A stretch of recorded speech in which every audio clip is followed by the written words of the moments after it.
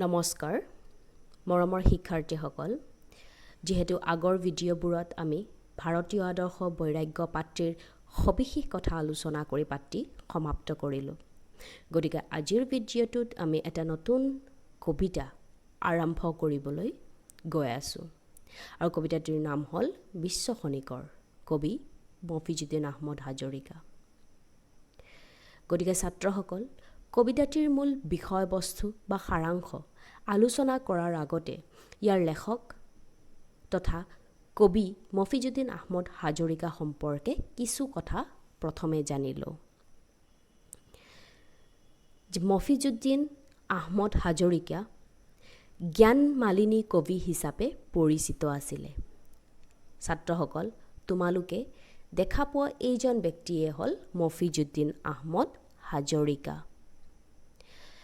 তেওঁ জ্ঞান মালিনী কবি হিচাপে পৰিচিত আছিলে তথা জনাজাত জ্ঞান মালিনী কবি এই ক্ষেত্ৰত তোমালোকৰ প্ৰশ্ন এনেকুৱা ধৰণৰ হ'ব পাৰে যে জ্ঞান মালিনী কবি বুলি কাক জনা যায় বা জ্ঞান মালিনী কবি হিচাপে পৰিচিত ব্যক্তিজন কোন আছিল তেতিয়া উত্তৰ লিখিব লাগিব মফিজুদ্দিন আহমদ হাজৰিকা মফিজুদ্দিন আহমদ হাজৰিকা জোনাকী যুগত অৰ্থাৎ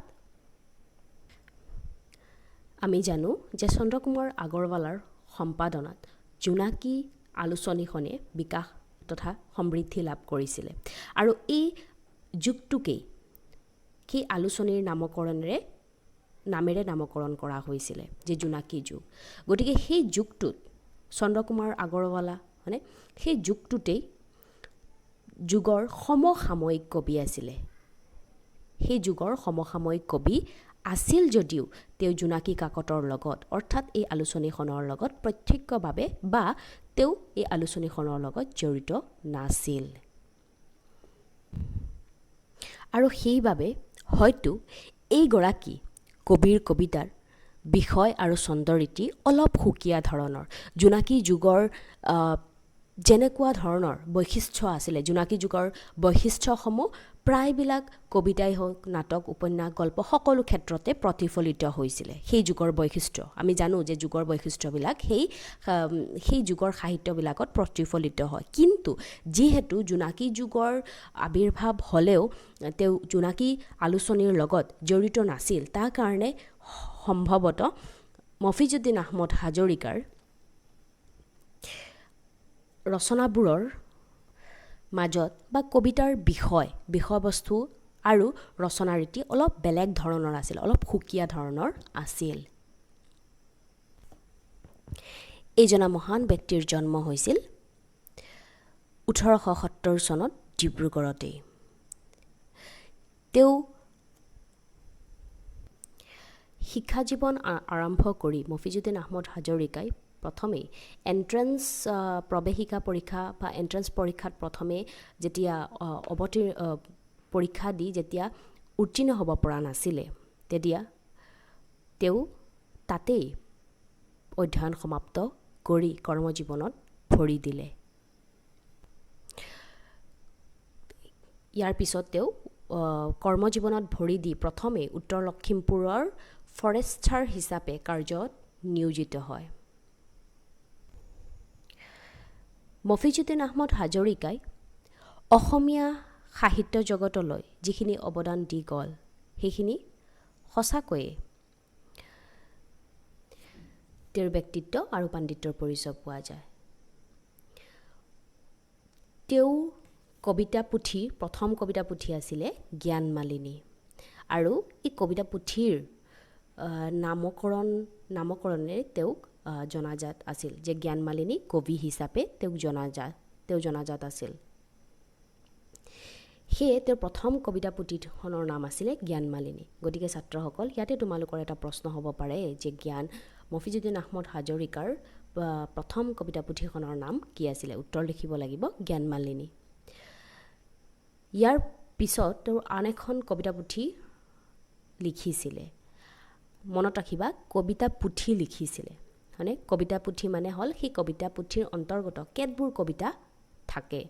গতিকে আন এখন কবিতা পুথি আছিলে আৰু সেইখনৰ নাম হ'ল তত্ত্ব পাৰিজাত, কিন্তু এইখন মৃত্যুৰ পিছতহে প্ৰকাশিত হৈছিল। তত্ত্ব পাৰিজাতখন দুখন কবিতা পুথি আছিলে মফিজুদ্দিন আহমদ হাজৰিকাৰ। প্ৰথমখন আছিলে জ্ঞানমালিনী আৰু দ্বিতীয়খন আছিলে তত্ত্ব পাৰিজাত। আৰু তত্ত্ব পাৰিজাতখন মৃত্যুৰ পিছতহে মফিজুদ্দিন আহমদ হাজৰিকাৰ মৃত্যুৰ পৰৱৰ্তী কালতহে এইখন প্ৰকাশ পায়।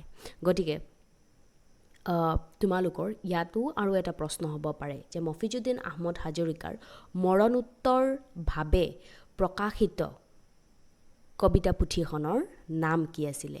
মনত ৰাখিবা, মৰণোত্তৰ বাবে অৰ্থাৎ মৰাৰ পিছত প্ৰকাশ পোৱা কবিতা পুথিখনৰ নাম কি আছিলে? তেতিয়া তত্ত্ব পাৰিজাতখন লিখিব লাগিব।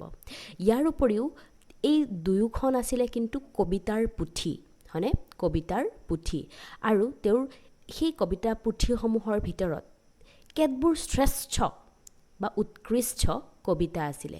তাৰ ভিতৰত আছিলে প্ৰথমখন বিশ্বখনিকৰ, মৰিশালীখিনি, দিনকণা। এইখিনি উৎকৃষ্ট কবিতা আছিলে এই পুথি দুখনৰ অন্তৰ্গত। ইয়াৰ পিছত চাই যোৱা যে মফিজুদ্দিন আহমদ হাজৰিকাৰ কবিতাৰ বৈশিষ্ট্য। আমি প্ৰথমেই আলোচনা কৰিছিলোঁ যে মফিজুদ্দিন আহমদ হাজৰিকা জোনাকী যুগত আৱিৰ্ভাৱ হৈছিল। জোনাকী যুগৰ সমসাময়িক কবি আছিল যদিও তেওঁ জোনাকী কাকতৰ লগত প্ৰত্যক্ষভাৱে বা তেওঁ জোনাকী কাকতখনৰ লগত জড়িত নাছিল, যাৰ কাৰণে তেওঁৰ কবিতাবোৰত কিছু সুকীয়া কবিতাবোৰৰ বিষয়বস্তু আৰু ছন্দৰীতিৰ অলপ সুকীয়া ধৰণৰ আছিলে। সেইটো কবিতাৰ বৈশিষ্ট্যসমূহ আছিলে এনেধৰণৰ যে ঘৰুৱা, প্ৰথমটো আছিলে যে ঘৰুৱা শব্দ চয়ন আৰু প্ৰাঞ্জল ভাষাৰ ব্যৱহাৰ তেওঁৰ কবিতাৰ এটা প্ৰধান বৈশিষ্ট্য আছিলে।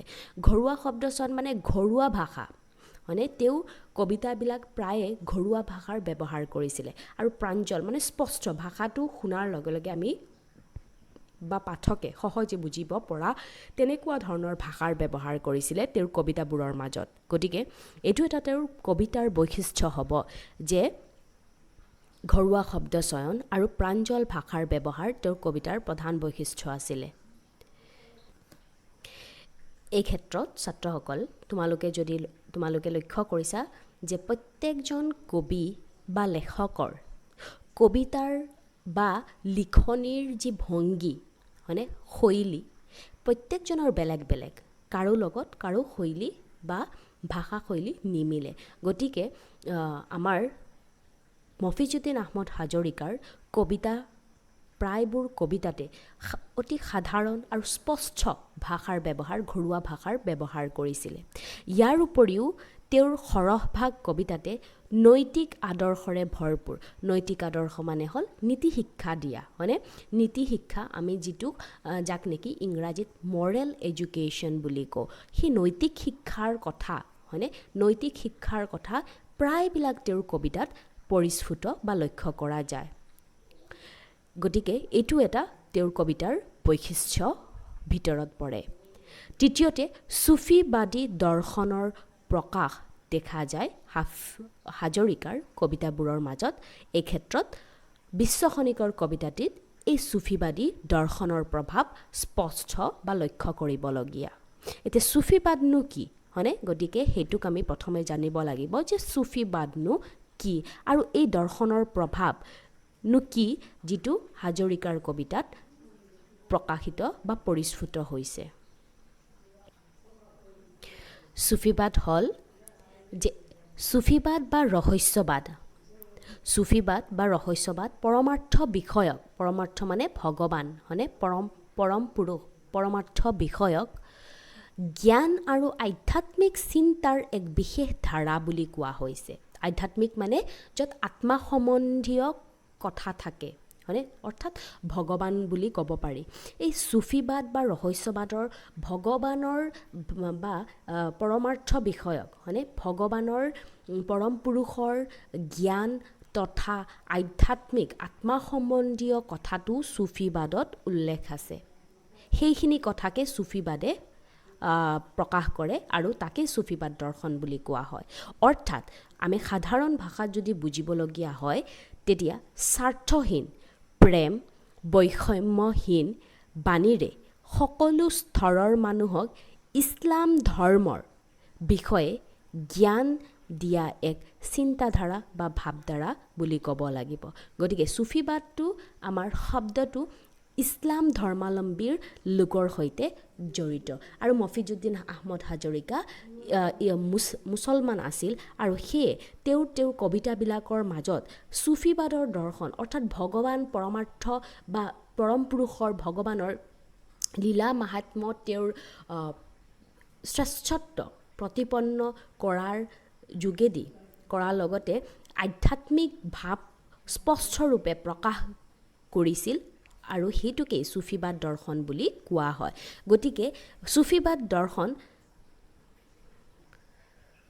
দৰ্শন হ'ল স্বাৰ্থহীন প্ৰেম, বৈষম্যহীন বাণীৰে, হয়নে, কাৰো মাজত ভেদ ভাৱ নাৰাখি সকলোকে সম বুলি ভাবি একে ঈশ্বৰৰ সকলোৱে সন্তান বুলি এনেকুৱা ধৰণৰ বাণীৰে সকলো স্তৰৰ মানুহক ইছলাম ধৰ্ম, মানে সকলো স্তৰৰ মানুহক যে ইছলাম ধৰ্মৰ বিষয়ে জ্ঞান দিয়া, যে ইছলাম ধৰ্মনো কি, ইছলাম ধৰ্মই কাকো এইটো নিশিকায় যে এইটো হিন্দু, মুছলমান, শিখ, বৌদ্ধ এইবিলাক নিশিকায়।